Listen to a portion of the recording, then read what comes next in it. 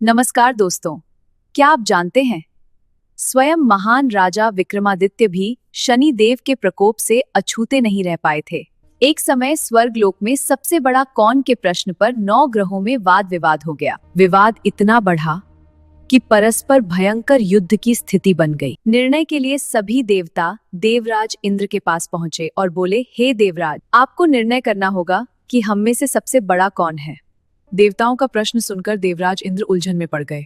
इंद्र बोले, मैं इस प्रश्न का उत्तर देने में असमर्थ हूँ। हम सभी पृथ्वी लोक में उज्जैनी नगरी में राजा विक्रमादित्य के पास चलते हैं। देवराज इंद्र सहित सभी देवता उज्जैनी नगरी पहुंचे। महल में पहुंचकर जब देवताओं ने उनसे अपना प्रश्न पूछा तो राजा विक्रमादित्य भी कुछ देर के लिए परेशान हो उठे, क्योंकि सभी देवता अपनी अपनी शक्तियों के कारण महान थे। किसी को भी छोटा या बड़ा कह देने से उनके क्रोध के प्रकोप से भयंकर हानि पहुंच सकती थी।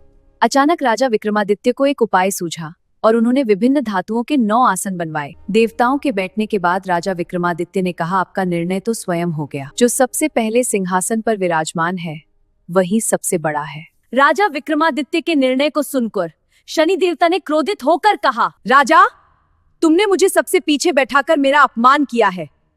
तुम मेरी शक्तियों से परिचित नहीं हो। मैं तुम्हारा सर्वनाश कर दूंगा। शनि ने कहा, सूर्य एक राशि पर 1 महीने, चंद्रमा 2.25 दिन, मंगल 1.5 महीने, बुध और शुक्र 1 महीने, बृहस्पति 13 महीने रहते हैं। मैं 7.5 वर्ष तक रहता हूँ। बड़े बड़े देवताओं को मैंने अपने प्रकोप से पीड़ित किया है। राम को 7.5 के कारण ही वन में जाकर रहना पड़ा और रावण को 7.5 के कारण ही युद्ध में मृत्यु का शिकार बनना पड़ा।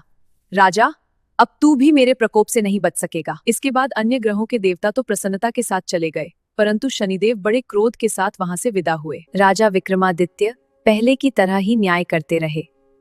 उनके राज्य में सभी स्त्री पुरुष बहुत आनंद से जीवन यापन कर रहे थे। कुछ दिन ऐसे ही बीत गए। उधर शनि देवता अपने अपमान को भूले नहीं थे। विक्रमादित्य से बदला लेने के लिए एक दिन शनिदेव ने घोड़े के व्यापारी का रूप धारण किया और बहुत से घोड़ों के साथ उज्जैनी नगरी पहुंचे। राजा विक्रमादित्य ने राज्य में किसी घोड़े के व्यापारी के आने का समाचार सुना तो अपने अश्वपाल को कुछ घोड़े खरीदने के लिए भेजा। अश्वपाल ने जब वापस लौटकर इस संबंध में बताया तो राजा विक्रमादित्य ने स्वयं आकर एक सुंदर व शक्तिशाली घोड़े को पसंद किया। घोड़े की चाल देखने के लिए राजा उस घोड़े पर सवार हुए तो वह घोड़ा बिजली की गति से दौड़ पड़ा। तेजी से दौड़ता घोड़ा राजा को दूर एक जंगल में ले गया और फिर राजा को वहां गिराकर जंगल में कहीं गायब हो गया। राजा जंगल में भटकने लगा, लेकिन उन्हें लौटने का कोई रास्ता नहीं मिला। राजा को भूख प्यास लगाई। बहुत घूमने पर उसे एक चरवाहा मिला। राजा ने उससे पानी मांगा। पानी पीकर राजा ने उस चरवाहे को अपनी अंगूठी दे दी। फिर उससे रास्ता पूछकर वह जंगल से निकलकर पास के नगर में पहुंचा। राजा ने एक सेठ की दुकान पर बैठकर कुछ देर आराम किया। उस सेठ ने राजा से बातचीत की तो राजा ने उसे बताया कि मैं उज्जैनी नगरी से आया हूँ। राजा के कुछ देर दुकान पर बैठने से सेठ जी की बहुत बिक्री हुई। सेठ ने राजा को बहुत भाग्यवान समझा और खुश होकर उसे अपने घर भोजन के लिए ले गया। सेठ के घर में सोने का एक हार खूंटी पर लटका हुआ था। राजा को उस कमरे में छोड़कर सेठ कुछ देर के लिए बाहर गया। सेठ ने कमरे में लौटकर हार को गायब देखा तो चोरी का संदेह राजा पर ही किया, क्योंकि उस कमरे में राजा ही अकेला बैठा था। सेठ ने अपने नौकरों से कहा कि इस परदेसी को रस्सियों से बांधकर नगर के राजा के पास ले चलो। राजा ने विक्रमादित्य से हार के बारे में पूछा तो उसने बताया कि उसके देखते ही देखते गायब हो गया था। इस पर राजा ने क्रोधित होकर चोरी करने के अपराध में विक्रमादित्य के हाथ पांव काटने का आदेश दे दिया। राजा विक्रमादित्य के हाथ पांव काटकर उसे नगर की सड़क पर छोड़ दिया गया। कुछ दिन बाद एक तेली राजा विक्रमादित्य को अपने घर ले गया और उसे अपने कोल्हू पर बैठा दिया। राजा आवाज देकर बैलों को हाँकता रहता। इस तरह तेली का बैल चलता रहा और राजा को भोजन मिलता रहा। शनि के प्रकोप की 7.5 पूरी होने पर वर्षा ऋतु प्रारंभ हुई कि तभी नगर के राजा की लड़की राजकुमारी मोहिनी रथ पर सवार उस तेली के घर के पास से गुजरी। उसने मेघ मल्हार सुना तो उसे बहुत अच्छा लगा और नौकर को भेजकर गाने वाले को बुला लाने को कहा।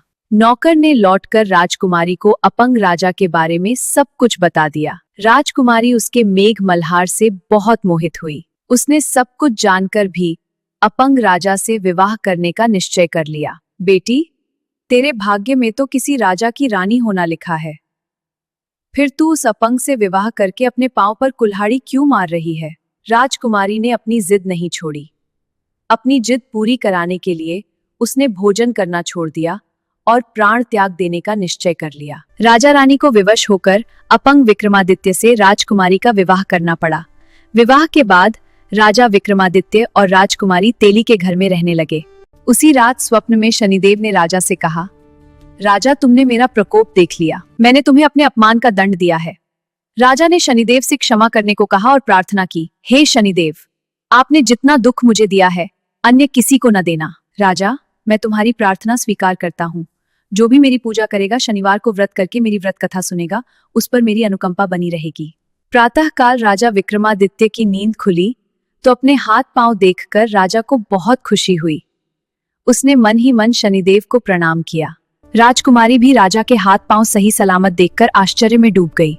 तब राजा विक्रमादित्य ने अपना परिचय देते हुए शनिदेव के प्रकोप की सारी कहानी सुनाई। सेठ को जब इस बात का पता चला तो दौड़ता हुआ तेली के घर पहुंचा और राजा के चरणों में गिरकर क्षमा मांगने लगा। राजा ने उसे क्षमा कर दिया, क्योंकि यह सब तो शनिदेव के प्रकोप के कारण हुआ था। सेठ राजा को अपने घर ले गया और उसे भोजन कराया। भोजन करते समय वहां एक आश्चर्यजनक घटना घटी। सबके देखते ही देखते उस खूंटी ने हार उगल दिया। सेठ जी ने अपनी बेटी का विवाह भी राजा के साथ कर दिया और बहुत से स्वर्ण आभूषण, धन आदि देकर राजा को विदा किया। राजा विक्रमादित्य राजकुमारी मोहिनी और सेठ की बेटी के साथ उज्जैनी पहुंचे तो नगर वासियों ने हर्ष से उनका स्वागत किया। अगले दिन राजा विक्रमादित्य ने पूरे राज्य में घोषणा कराई कि शनिदेव सब देवों में सर्वश्रेष्ठ हैं। प्रत्येक स्त्री पुरुष शनिवार को उनका व्रत करे और व्रत कथा अवश्य सुने। राजा विक्रमादित्य की घोषणा से शनिदेव बहुत प्रसन्न हुए। शनिवार का व्रत करने और व्रत कथा सुनने के कारण सभी लोगों की मनोकामनाएं शनिदेव की अनुकंपा से पूरी होने लगी। सभी लोग आनंद पूर्वक रहने लगे। अगर आपको यह पोस्ट पसंद आती है तो आज ही सब्सक्राइब और लाइक करें।